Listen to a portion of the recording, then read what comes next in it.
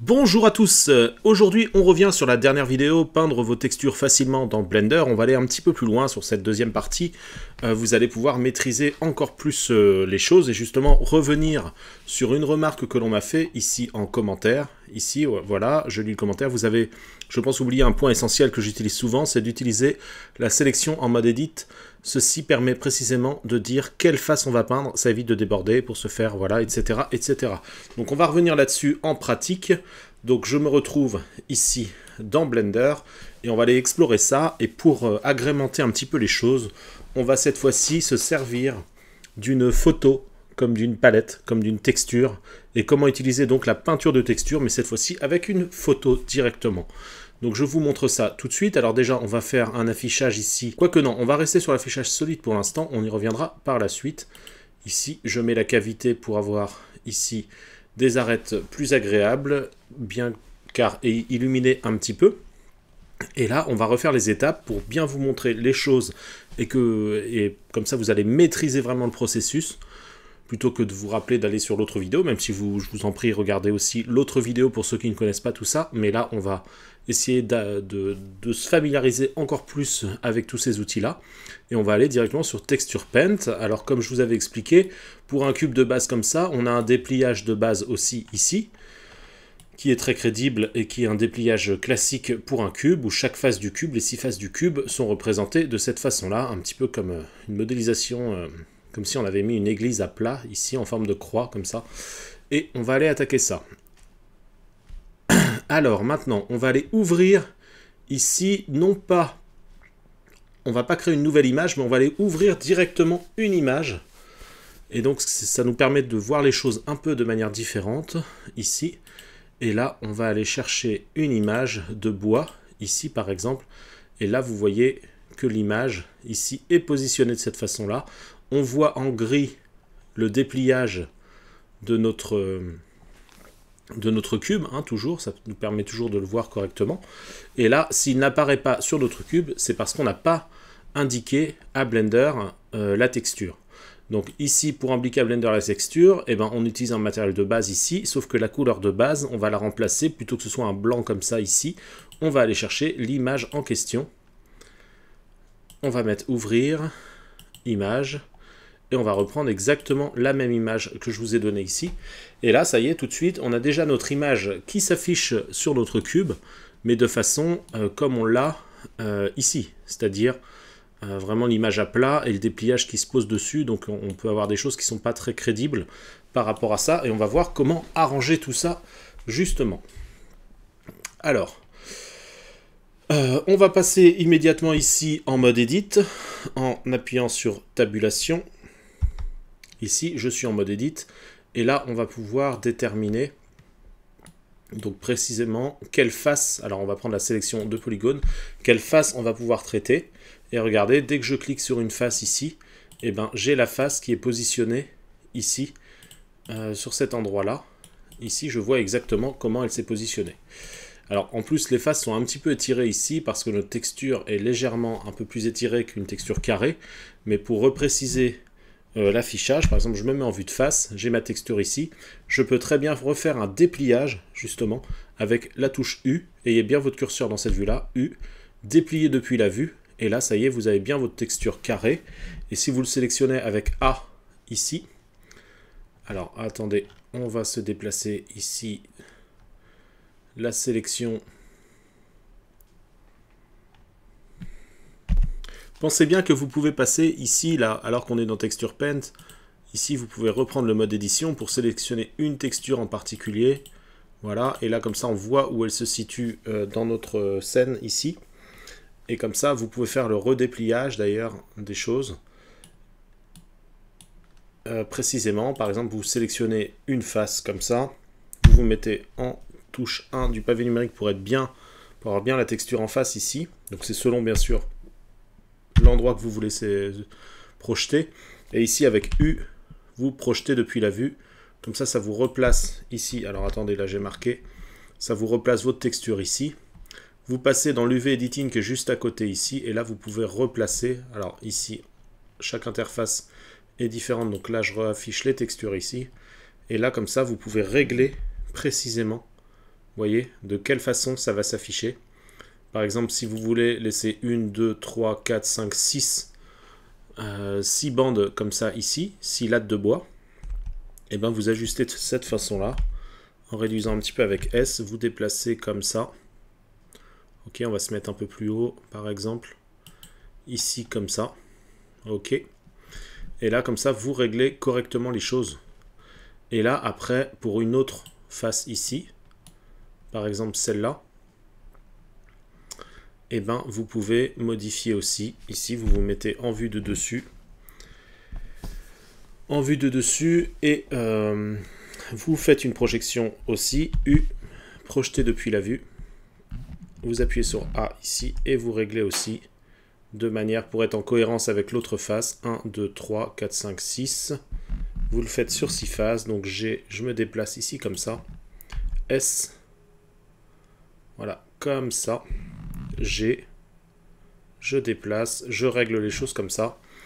Et si je veux ici que les faces soient un petit peu plus différentes, alors là, vous voyez que ça ne tombe pas parfaitement, donc mettez-vous dans une perspective ici et réglez les choses. 1, 2, 3, 4, 5, 6. Là, on n'en avait que 5, c'est pour ça. Là, on en a 6, donc je vais réduire. On va se mettre sur 5. Et on va prendre des différentes ici, c'est pour ça que je me décale. S, je réduis, je garde ma forme carrée. Comme ça, ici. S, j'ajuste ici. Voilà, donc là je suis à peu près bien. Et puis bien sûr, je peux ajuster plus précisément en déplaçant, si je veux vraiment que ça se coordonne bien, et ben, il faudrait que je subdivise par exemple cette forme-là, comme ça je pourrais redéformer un petit peu les choses. Alors si je veux subdiviser ici, pour avoir plus de marge pour pouvoir déformer et réajuster par endroit ici comme ça, et ben, je vais subdiviser le cube entier. Alors je vais le remettre en affichage de texture comme ça. Là on s'est déjà occupé de ces deux parties-là. Si je veux plus de précision et redéplacer chaque partie ici, je vais lui donner ici dans le générer, je vais faire une surface de subdivision. Donc là bien sûr ça nous arrondit tout l'ensemble avec l'augmentation des polygones, mais si je reste sur simple, ça va nous augmenter les polygones sans augmenter le reste ici, sans déformer mon modèle. Et là, j'applique cette partie-là, CTRL A, j'applique ici. Et là, si je fais tabulation, je vois que j'ai beaucoup plus de points de segments à utiliser, de polygones. Et donc, je reviens dans UV Editing. Et là, je vais ajuster plus précisément chaque point ici. Par exemple, je prends un point là. Je fais un GX. Alors là, c'est peut-être pas le bon point. Pour savoir quel point j'utilise ici, eh ben, je prends ici aussi la sélection de points. Comme ça, je veux déplacer ce point-là pour ajuster très précisément ici. Je prends ce point-là. Là, je vois où il se trouve. Alors, je vais prendre déjà sélection de face. Je vais prendre toutes ces deux parties-là. Toute cette partie-là. Voilà. Hop.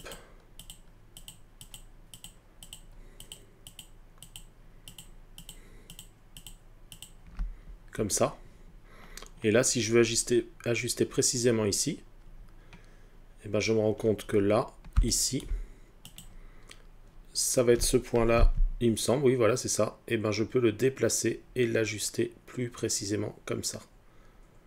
Voilà, comme ça, je peux faire des micro-ajustements. Le fait d'avoir plus de polygones, là, vous voyez, il y a besoin de déplacer un petit peu. Je fais un petit déplacement sur X, GX, et j'ajuste juste un point ici. Voilà, comme ça.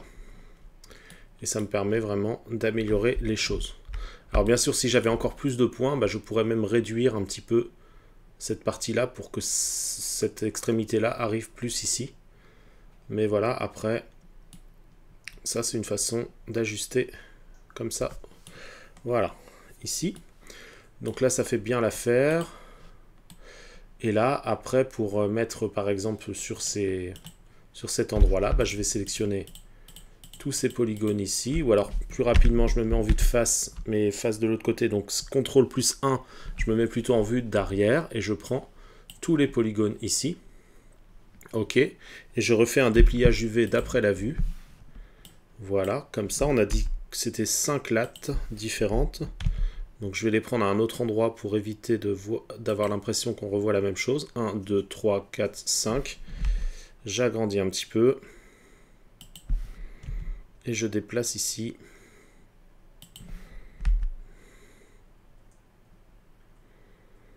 Comme ça, ici. Ok. Et voilà, mon dépliage se fait bien ici. Et puis comme je dis aussi, je réajuste ici certains points en conséquence pour les faire se coordonner le mieux possible avec un peu plus de précision ici et là comme ça tombe tout pile ici et je continue comme ça. Hop. Et si je veux atteindre cette face ici, alors là, c'est la face du dessous, donc CTRL 7. Je prends toutes les faces ici, et je fais la même chose, U, projeté depuis la vue.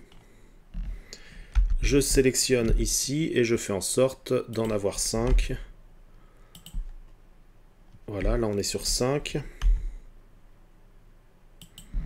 Et que les deux extrémités, à gauche et à droite, tombent bien sur les zones noires ici, comme ça c'est parfait. Et je réajuste comme je vous ai montré déjà précédemment. Ok, comme ça là on a tout le contour et on finira, on n'a plus que 2 parties ici sur les côtés. Vue de côté, donc touche 3 ici, je fais la même chose. U, projeté depuis la vue. Et là, comme ça. 3, 4, 5, hop. Et je vais reprendre ici. Voilà. Si je sors un petit peu du noir ici, eh ben j'ai juste peut-être à juste déplacer quelques points ici pour réajuster. Et la déformation sera minime et on s'apercevra de rien. Hop. Et là, on est pas mal du tout. Voilà notre caisse, comment elle est réalisée. Dernière petite chose aussi, c'est qu'on peut utiliser le tampon, comme on avait vu avec les couleurs sur la précédente vidéo. Vous pouvez très bien, ici, à cet endroit-là, ou à celui-là, je me mets en mode peinture de texture. Ok. Et si je veux prendre une aspérité, un endroit qui part d'un côté et de l'autre, et ben par exemple cette partie-là, je sais pas, une zone un peu plus foncée ici, je fais un contrôle ici, ça me met, contrôle-clic, ça me met mon curseur 3D ici, et là je peux dupliquer cette partie-là, et donc ça va partir d'ici, et quand je vais glisser, ça va prendre toute cette partie-là. Et donc je rajoute des nervures pour créer un petit peu de différence. Alors bien sûr là, je me suis tellement déplacé que c'est arrivé jusqu'à prendre le bout ici, mais je redéplace, j'affine un petit peu, voilà. Je mets des petites nuances pour casser un peu la différence. Je peux remettre un peu de blanc ici. Et surtout, je peux même régler la force ici. C'est-à-dire, je réduis ici, je prends cette partie-là, et là, vous voyez, ça copiera un petit peu moins cette partie-là. Ça s'ajustera. Voilà, avec de la force. Vu que la force est réduite, et ça va se mélanger avec la texture que j'ai en dessous. Ça va, alors que si la force était à 100%, ça va complètement coller par-dessus. Voilà, donc ça c'est une possibilité pour pouvoir, je sais pas, par exemple ici, si je trouve pas ça très crédible d'avoir ici, j'aimerais qu'il y ait une continuité du blanc, admettons, et je prends ici, et voilà. Et vu que ma force est réduite, ça va garder un petit peu du fond, et mettre un petit peu de la suite ici. Et comme ça, je peux vraiment faire un tampon, comme vous ferez dans Photoshop ou d'autres logiciels du genre. Alors là, faites attention, je me déplace un peu trop, donc résultat, je vais chercher cette partie-là. Donc je fais bien attention, et je peins avec mes textures. Si par exemple je veux éliminer un peu ça, ou l'atténuer, et j'ai juste, avec un contrôle-clic, je capture une partie de la texture ici, pour pouvoir couvrir l'autre texture ici. Là, je vais atténuer un petit peu.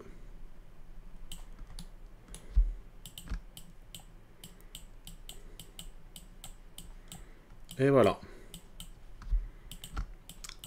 Et vous pouvez comme ça vous en servir comme d'un tampon, et même pour une image.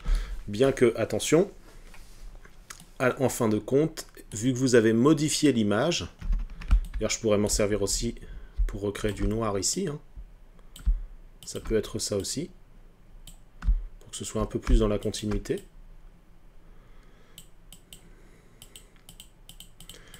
Mais faites bien attention, une fois que c'est fait, une fois que vous avez fait votre peinture, n'oubliez pas, vous avez fait votre peinture, sauvegardez votre image. Ok? Donc ici,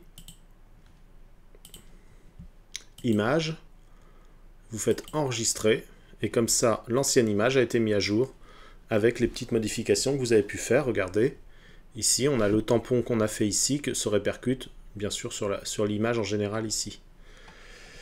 Et voilà, donc j'espère que cette partie... Oh, on a oublié une partie ici, mais bon, vous avez compris le principe. J'espère que ce petit tuto vous aura plu. Et donc, c'est une très très bonne solution pour pouvoir justement peindre vos textures avec, à partir cette fois-ci, d'images. Mais vous pouvez lier ça, bien sûr, aussi à de la peinture beaucoup plus classique, comme on a vu dans la précédente vidéo. Ici, comme ça, et vous pouvez peindre sur votre objet tout en utilisant une image. Ça modifiera cette partie ici, et vous l'enregistrez, et ce sera bon. Et autre chose aussi, c'était ça, justement, je voulais en venir là par rapport aux commentaires, vous pouvez limiter, alors moi je vous avais dit pour limiter la peinture, ici en vous mettant sur une vue de face, comme ça vous êtes sûr de ne pas peindre à côté, voilà, comme ça, mais là en fait ça marche pas très bien, mais pour limiter justement la peinture, l'idéal aussi est de faire... Alors là, par contre, attention, vu que là, si ça ne marche pas bien, cette limitation, je vais vous expliquer pourquoi, mais sinon, ici, dans le texture, dans l'UV Editing, ici, vous pouvez sélectionner une face, ici. Alors, attendez, je vais prendre juste une face ici, par exemple. Hop. Et là, vous allez peindre juste ici, juste sur cette face-là, si vous limitez cette face, ici, comme ça, tac, on va peindre juste sur cette face-là, et pas les autres autour. Ok ? Par exemple, si je sélectionne, attendez, je vais vous expliquer. Si je sélectionne toutes ces faces-là, voilà, et que je veux peindre que sur une seule face ici, sans déborder autour, juste à cet endroit-là, eh ben, je prends cette partie-là, et comme ça, ma peinture est limitée à cette face-là. Alors, pas ici, voilà, là j'ai limité ici.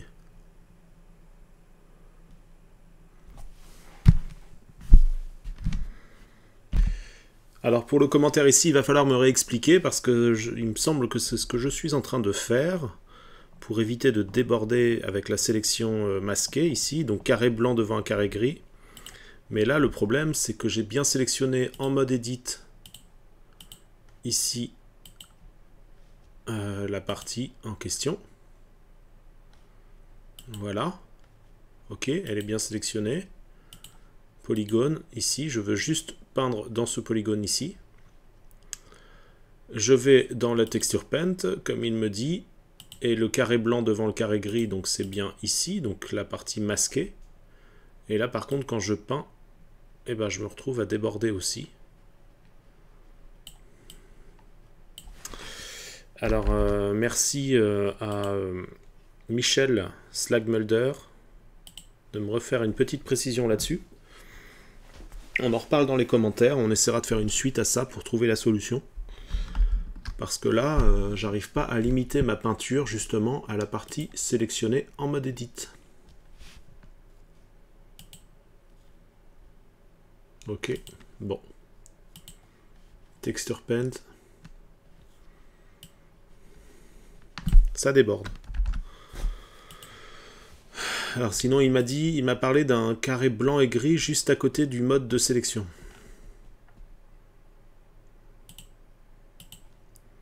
Alors le mode est là, masque, peinture ici. Bon, j'ai dû louper quelque chose, donc merci de me redire. Si d'autres savent, n'hésitez pas, comme ça on évoluera ensemble. Et je vous dis à très bientôt pour une prochaine vidéo. Dans cette vidéo, voilà, j'espère que ça vous a plu d'apprendre un petit peu à peindre avec des textures sur vos objets. Et pour pouvoir ajuster aussi et pouvoir utiliser, grâce au tampon, une partie d'une texture à un autre endroit. Faites attention quand vous partagez ici, là on a déplié plusieurs fois, plusieurs parties, plusieurs côtés au même endroit. Résultat, quand vous allez dessiner sur un endroit, ça va redessiner sur l'autre parce que cette partie-là est partagée par les deux parties ici. Donc l'idéal aurait dû être de prendre des textures à différents endroits, histoire de pouvoir dessiner ici sans dessiner sur l'autre. Allez, je vous dis à très vite.